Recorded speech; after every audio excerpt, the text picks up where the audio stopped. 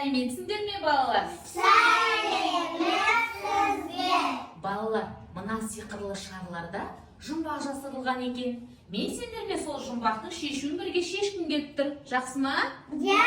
Онда мұқият тыңдаңдар, балалар. Табиғат бәрі оянып, жаңбыр жауды далаға, құстар ұшып келгенде, бұл қай кезде болады? Әмірхан? Көктем мезгілі. Дұрыс айтасың, көктем мезгілі. Көктем мезгілінің айларын кім айтады маған? Тамирис? Наурыз, сәуір, мамыр. Дұрыс айтасың, наурыз, сәуір, мамыр. Балалар, көктем мезгілінде табиғатта қандай өзгерістер болады? Малика? Дұрыс айтасың, тағы да? Жәндіктер оянады. Дұрыс. Сонымен қатар, Әмірхан? Ағаштар гүлдейді. Дұрыс айтасыңдар, дұрыс айтасыңдар, балалар. Көктем мезгілінде күн жылынып, қар еріп, ағаштардан бүршік атып жапырақтар шығады. Жылы жақтан құстар ұшып келеді. Көктемде табиғат жаңарып, тіршілік иелерінің барлығы оянады. Бүгін біз шығармашылық шеберханасында қонақтамыз. Сендермен көктем мезгілін сипаттайтын белгілердің суретін ерекше етіп бояйтын боламыз. Яғни біз қалдық заттар мен тапсырмалар орындай отырып, қалдық материалдарға екінші өмір сыйлайтын боламыз. Балалар, қалдық материал дегеніміз біздің күнделікті тұрмыста қолданатын заттарды айтамыз. Қалдық материалмен және бояулармен жұмыс жасағанда техника қауіпсіздік ережелерін сақтаймыз.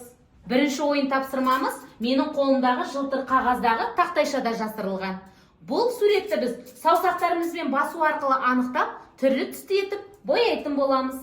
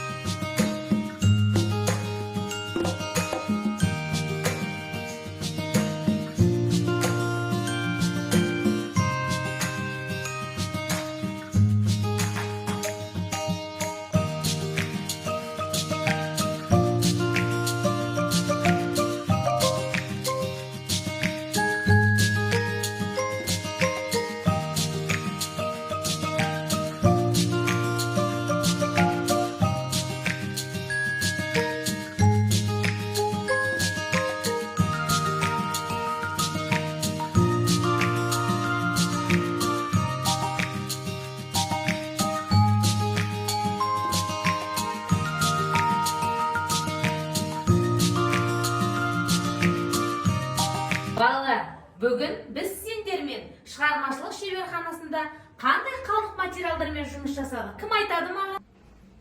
Жанел? Зытыр қағаз. Аңсар? Пластикалы тарелка. Дұрыс айтасың, пластикалы тарелкалармен жұмыс жасадық. Егер бүгінгі біздің шығармашылық шеберханасындағы ойын тапсырмамыз сендерге ұнаған болса, алдарында мақтаға салынған күлген смайликті жасыл түске бояймыз. Ал егер тапсырмадан қиналған болсаңдар, қызыл түске бояймыз. Келістік пе? Келістік.